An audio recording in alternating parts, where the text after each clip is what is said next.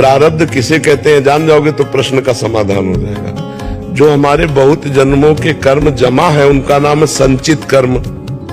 उनमें से जो निकाल लिया गया, जैसे हमारे गोदाम में गेहूं जमा है, उसमें से 5 किलो निकाल लिए और पिसा लिए और रसोई में ले आए, ये है प्रारब्ध।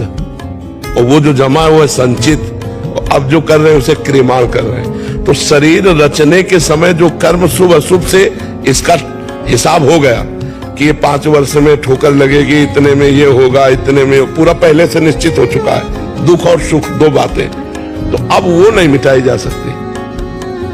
पीछे जो गोदाम उसमें आग लगा दिया, आगे जो फसल इसमें आग लगा दी ज्ञान के द्वारा। लेकिन जो शरीर बन के आया कि 35 वर्ष में किडनी फेल हो जाएगी, तो फेल हो जाएगी। नई खेती भजन की आज की है, आज भजन कर रहे हैं, लेकिन पीछे जो हमने कर्म किया उसका फल पहले से निश्चित हो चुका है। और ये पूरा सब कर्मों का फल नहीं है, सब कर्म तो संचित कर्म है, वहां तो गोदाम लगा हुआ है कर्मों का, उसको भगवान जला देंगे।